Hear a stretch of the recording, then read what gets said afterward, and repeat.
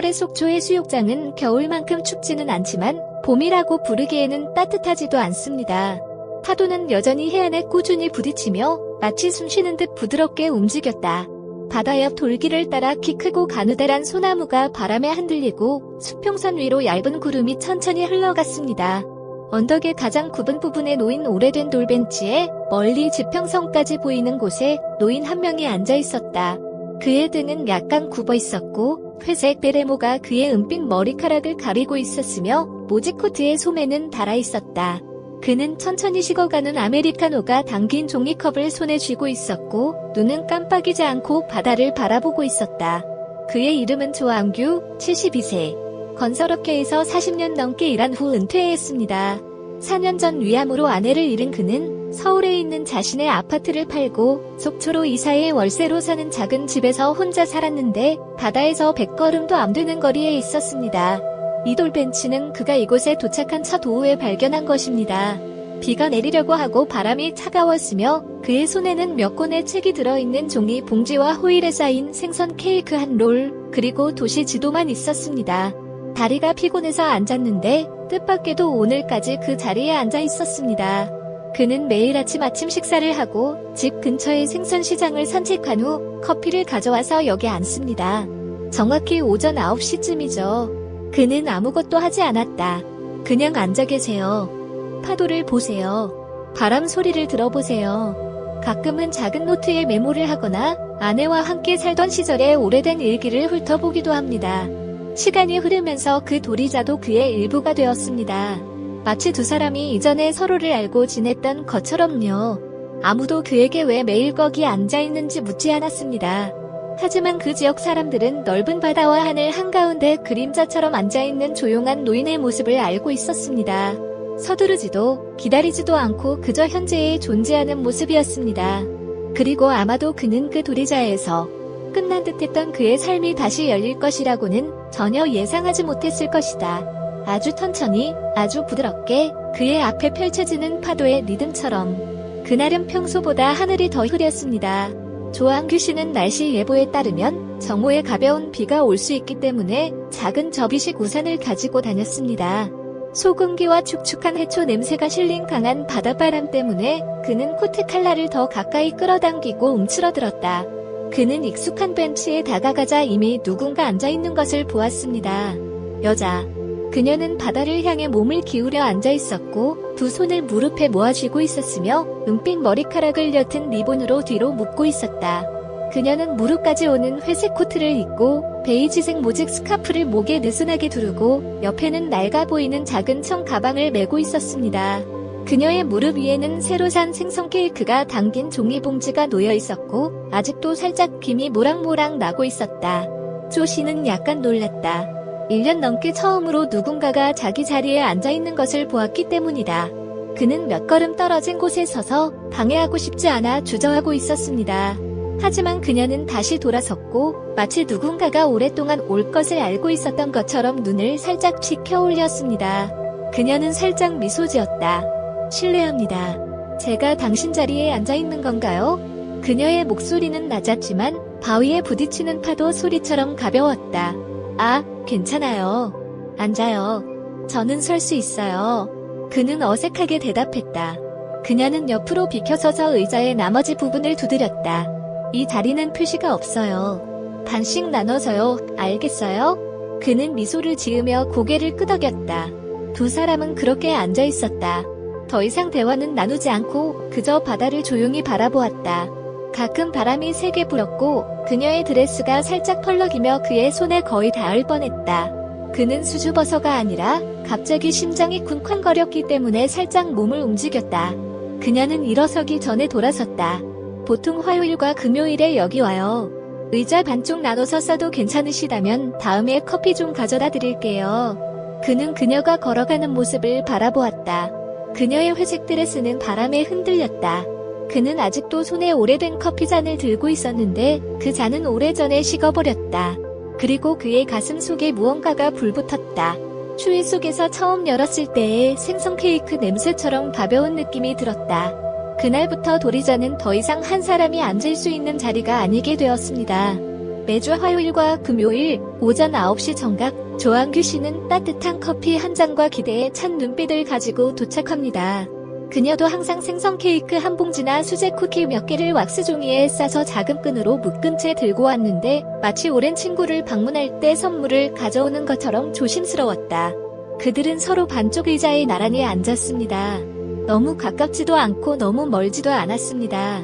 잡담이 오고 가기 시작했습니다. 날씨에 대한 이야기, 낮게 나는 갈매기에 대한 이야기, 시장 입구에서 생선을 파는 노인에 대한 이야기, 부산에서 방금 전화를 걸어온 손주에 대한 이야기 등이었습니다. 그녀의 이름은 문현이이고 나이는 70세이며 중학교 미술 교사였습니다. 그녀의 남편은 7년 전 교통사고로 사망했고 그녀의 외동딸은 캐나다에 정착했습니다. 그녀는 등대 근처의 작은 아파트에서 혼자 살고 있으며 건강을 유지하기 위해 매일 해변을 따라 걷고 향수병을 달래고 있습니다. 무슨 일이야? 조 씨가 물었습니다. 모르겠어요. 어쩌면 더 이상 내가 가지고 있지 않은 것을 그리워하는 걸지도 몰라요. 그녀는 여전히 파도를 바라보며 대답했다. 어느 날 가볍게 비가 내리고 있었습니다. 그들은 여전히 같은 우산 아래 앉아 있었습니다. 좌석은 축축했고 바람은 평소보다 차가웠지만 아무도 떠나지 않았습니다. 그들은 조금 더 가까이 앉았고 회색 어깨가 낡은 코트의 어깨에 가볍게 닿았습니다. 늦은 오후 햇살이 바다의 꿀처럼 퍼지면 두 개의 오래된 그림자가 돌바닥에 길게 나란히 앉아 있습니다. 지나가는 사람들은 바라보았고 어떤 사람들은 미소 지었고 어떤 사람들은 고개를 끄덕였다. 어느 아이가 큰 소리로 이렇게 말했습니다. 너희 둘이 그렇게 앉아있는 게 마치 영화 속 장면 같아. 그녀는 킥킥 웃었고 그는 그저 고개를 끄덕였다. 영화는 대개 결말이 있죠. 이건 그냥 이어지는 이야기일 뿐이에요. 사랑에는 때로는 이름이 필요하지 않습니다. 그저 침묵 속에 함께 있을 사람이 있고 바다를 바라보고 바람 소리를 듣는 것만으로도 사랑의 한 방식입니다. 어느 화요일 아침 날씨는 약간 맑았지만 바람이 쌀쌀하게 불었습니다. 연희 씨는 평소보다 늦게 도착했습니다. 조 씨는 이미 도리자에 앉아 익숙한 커피잔을 들고 있었고 그의 눈은 바다를 바라보고 있었지만 가끔은 길 쪽을 쳐다보기도 했습니다. 그녀가 평소보다 큰 청가방을 들고 나타나자 그는 눈썹을 살짝 치켜 올렸다. 오늘은 도서관 전체를 가져갈 거예요? 그녀는 미소를 지었지만 대답하지 않았다. 그녀는 앉아서 손으로 자수한 패턴이 있는 두꺼운 천으로 덮인 노트북을 조용히 꺼냈다. 이건 제 아들을 위해 쓴 거예요. 조 씨는 잠시 멈췄다. 지금까지 그녀는 아들에 대해 한 번도 언급한 적이 없습니다. 제 조카는 10년 전에 세상을 떠났어요. 친구들과 여행하다가 사고를 당했죠. 남편이 죽은 후 제가 계속 살고 싶다는 생각을 갖게 해준 유일한 사람이 바로 조카였어요. 조 씨는 아무 말도 하지 않았다. 그는 마치 피상적인 위로의 말이 깨지기 쉬운 무언가를 깨뜨릴까봐 두려워하는 듯 아무 말도 하지 않았습니다. 그가 돌아가신 후 저는 매주 그에게 편지를 쓰기 시작했습니다. 아무데도 보내지 않고요. 그냥 글을 썼죠. 그가 아직 그곳에 있고 모든 글자를 읽고 있다는 느낌을 받고 싶었거든요. 그녀는 책을 펴서 그에게 몇 페이지를 보여주었다. 필체는 부드럽고 고르며 얼룩이 약간 익는데 아마도 눈물 때문일 것이다. 이상해요. 글을 좀 쓰다 보면 진짜 대화를 나누고 있는 것 같아요. 바다가 거칠어질 때마다 뭔가를 보내는 것 같아요. 조 씨는 마치 자신의 기억을 가볍게 만지듯 노트에 손을 얹었다. 나도 글을 썼었지. 아내를 위해서. 아내가 나를 잊기 시작했을 때 말이야. 그는 처음으로 아내에 대해 이야기했습니다. 그녀는 인생의 마지막 1년을 망각 속에서 살았고 남편과 아이들을 더 이상 알아보지 못했습니다. 그는 그녀가 마치 낯선 사람처럼 자신을 바라보다가 갑자기 그의 손을 잡고 물었던 때를 이야기했습니다. 그렇게 슬픈 눈을 한 당신은 누구십니까? 두 노인은 돌벤치에 앉아 햇살과 바람, 바다와 하늘을 만끽했습니다. 그들은 각자 보내지 않은 편지를 하나씩 들고 있었습니다. 마치 반평생을 알고 지낸 사이인 것처럼 말입니다. 편지라고 부르기 위해 보낼 필요가 없는 것들이 있습니다. 누군가가 마음으로 읽으려고 하는 한 그 기억은 계속 살아갑니다. 그런 감정적 교류 이후 조 씨와 연희 씨 사이에는 아주 특별한 무언가가 형성되었습니다. 굳이 이름을 붙일 필요도 없고 정의할 필요도 없습니다. 그들은 서로를 친구라고 부르지 않고 더 친밀하게 부르지도 않지만 만날 때마다 서로의 눈빛이 조금 더 오래 머문다. 그들은 화요일과 금요일에만 만났지만 다른 날에는 길 끝에 있는 작은 빵집에서 우연히 만나기도 하고 교회 옆에 있는 미니마트에서 우연히 만나기도 하고 바닷가 소나무 아래에서 우연히 만나기도 했습니다. 어느 날 그는 평소보다 일찍 걸어가다가 종이꽃을 파는 늙은 여자와 이야기를 나누고 있는 그녀를 보았습니다. 그들은 서로를 바라보며 미소를 지은 뒤 약속도 없이 산책을 떠났다. 저는 바다가 우리를 하나로 모을 수 있다고 생각해요. 그녀는 반쯤 농담조로 말했다. 어쩌면 파도는 노인들의 이야기를 듣는 법을 아는 건지도 몰라. 그는 대답했다. 예상치 못한 만남이 점차 새로운 습관이 되었습니다. 전화나 문자를 보낼 필요가 없습니다. 하지만 모두가 조용히 일정을 조금씩 바꾸어서 서로 더 자주 만날 수 있게 됐어요. 어느 날 그녀는 자수가 놓인 손수건을 가져오면서 바람이 너무 세게 불 때 옛 친구가 쓰는 거야 라고 말했습니다. 그는 미소를 지으며 그것을 받아들었고 다음 날에는 직접 만든 매실잼 한 병을 더 가지고 오면서 차와 잘 어울린다고 말했다. 노년은 휴식을 취하고 속도를 늦추는 시간이라고 합니다. 하지만 두 사람 사이에서는 노년이 새로운 심장박동의 시작입니다. 차분하고 느리고 조용하지만 매일매일 더 강하게 뛰고 있습니다. 예정되지 않았지만 가장 적절한 시기에 열리는 회의도 있습니다. 열렬한 사랑을 시작하기 위해서가 아니라 인생의 외로운 부분을 치유하기 위해서입니다. 6월 어느 날 아침, 속초는 이번 시즌 첫 비에 깜짝 놀랐다. 비는 많이 내리지 않았지만 이른 아침부터 늦은 오후까지 계속되었습니다. 하늘은 흐리고 바다도 흐렸으며 전체적인 분위기는 부드러워진 듯했습니다. 축축하고 흐릿하고 어딘가 텅 빈 느낌이었습니다. 조 씨는 매주 화요일마다 우산과 따뜻한 커피 한 잔을 들고 일찍 벤치에 나왔습니다. 하지만 오늘은 연희 씨가 오지 않았어요. 그는 1시간 이상 기다렸다. 통로에 그림자가 나타날 때마다 그는 고개를 들어 그녀를 보았지만 그것은 그녀가 아니었다. 바닷바람은 평소보다 차가웠고 그의 옆에 있는 돌벤치는 거의 3개월 만에 처음으로 비어 있었다. 그는 걱정한다. 왜 그런지는 잘 모르겠다. 그녀는 올 것을 약속하지 않았고 미리 알리는 것도 그녀의 습관이 아니었습니다. 하지만 그 특이한 부재는 그를 불안하게 만들었다. 그는 그녀가 보통 쿠키를 사는 빵집에 들렀다. 판매원은 이렇게 말했습니다. 어제 들렀는데 아주 좋아하셨어요. 진저브레드 한 봉지도 사가셨어요. 그는 미니마트를 지나던데 근처의 집으로 향했습니다. 그곳에 그녀의 집이 있을 거라고 그는 추측했습니다. 하지만 그는 아무에게도 묻지 않았고 문을 두드리지도 않았습니다. 회색으로 칠해진 철문 앞에 서서 오랫동안 바라보았습니다. 그날 밤 그는 잠을 잘 수 없었다. 그의 마음속에 불안감이 치밀어 올랐다. 강렬하지는 않았지만 그를 깨어있게 할 만큼은 충분했다. 다음 날 아침 그는 그녀를 보지 못한 채 벤치로 돌아왔습니다. 그날 오후 그는 집 앞 부편함에서 우표가 붙지 않은 작은 봉투를 발견했습니다. 익숙한 글씨체 조항규 개인. 안에는 달콤한 향기가 나는 접힌 종이 한 장이 들어있었고 짧은 글이 적혀 있었다. 며칠 동안 병원에 검진받으러 갈 거예요. 큰일은 아니에요. 하지만 빈 의자가 보이더라도 슬퍼하지 마세요. 바다는 아직 있고 저도 거기 있어요. 맑은 날에 봐요. 연희야. 그는 미소 지었다. 몇 달 만에 처음으로 그는 마치 비밀리에 사랑하는 소녀로부터 편지를 받은 소년처럼 심장이 쿵쾅거리는 것을 느꼈다. 주변에 사람들이 있으면 외로움을 덜 느낄 수 있습니다. 그들이 어딘가에 비속이든 편지 뒤든 여전히 존재한다는 것을 아는 것만으로도 충분합니다. 3일간 비가 내린 후 다시 햇살이 쨍쨍 내리고 있습니다. 바다 공기는 맑고 따뜻해졌습니다. 마치 자연도 누군가 돌아오기를 기다리고 있는 듯했습니다. 조 씨는 평소보다 일찍 법정에 나왔습니다. 오늘의 커피는 가게에서 사는 대신 직접 만든 것입니다. 그는 연희가 좋아하는 진저브레드 한 봉지를 더 가져왔는데 그녀가 올지 여부는 불확실했지만 묵묵히 약속했다. 벤치는 아직 비어 있었습니다. 그는 앉아서 심호흡을 했다. 파도가 부드럽게 밀려왔다. 이른 바람이 소나무 사이로 불어와 바스락거렸다. 그는 주위를 둘러보며 멀리서 다가오는 익숙한 회색 인물을 보길 바라는 마음을 여전히 품고 있었다.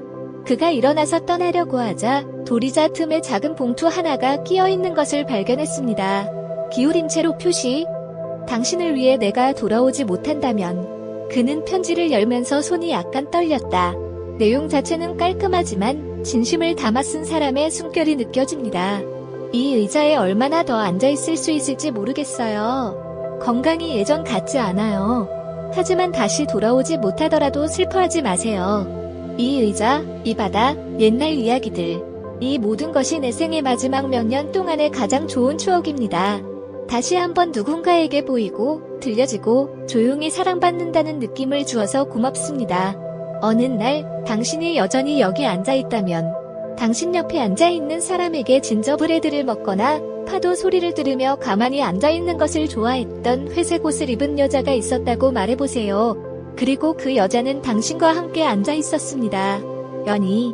그는 그것을 계속해서 읽었습니다. 단어 하나하나가 그의 가슴 깊이 스며드는 듯했다. 부드럽긴 했지만 바닷바람에 그의 눈이 흐릿해지기도 했다. 아니면 부드러운 무언가가 다시 불타올랐기 때문일 수도 있다. 말할 필요도 없는 작별 인사도 있습니다. 남겨진 한 통의 편지와 당신을 기억하고 충분히 사랑하는 사람만 있다면 그것은 영원할 것입니다.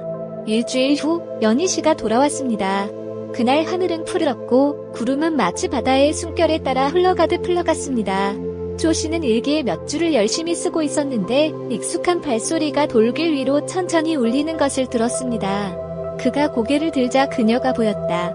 조금 더 야위었지만 여전히 회색 코트와 베이지색 스카프, 낡은 청 가방을 메고 있었다. 돌아왔습니다. 제 자리에 아직 남아있나요? 그는 마치 그녀에게 벤치 전체를 주려는 듯 일어섰다. 좌석은 어디에도 가지 않을 거예요. 매일 반쯤 비어있을 뿐이에요. 그녀는 미소를 지으며 앉았다. 부드러운 바람이 그녀의 은빛 머리카락을 스쳐 지나갔다. 파도는 여전히 치고 새들은 여전히 날고 있습니다. 하지만 두 사람의 마음속에서는 무언가가 조용히 움직이는 듯했습니다. 그들은 아무 말 없이 오랫동안 그렇게 앉아있었고 햇빛이 짙은 노란색으로 변할 때까지 그랬다. 제 몸 상태가 예전만큼 좋지 않아요. 그녀가 천천히 말했다. 하지만 저는 아직도 바다에 가고 싶어요. 할 수 있는 한 오랫동안요. 그는 고개를 끄덕였다. 그럼 나도 같이 가겠어. 느리더라도, 아주 느리더라도. 그날부터 그들은 더 이상 화요일과 금요일에만 만나지 않게 되었습니다. 우리는 거의 매일 같이 산책을 가요. 때로는 벤치까지 몇 걸음만 가면 되고, 때로는 그보다 더 멀리 등대까지 가야 합니다. 그들은 서로를 연인이라고 부르지 않고 공개적으로 손을 잡은 적도 없지만 그들을 보는 사람이라면 누구나 그것이 사랑이라는 것을 압니다. 바다의 일부처럼 단순하고 아름답습니다.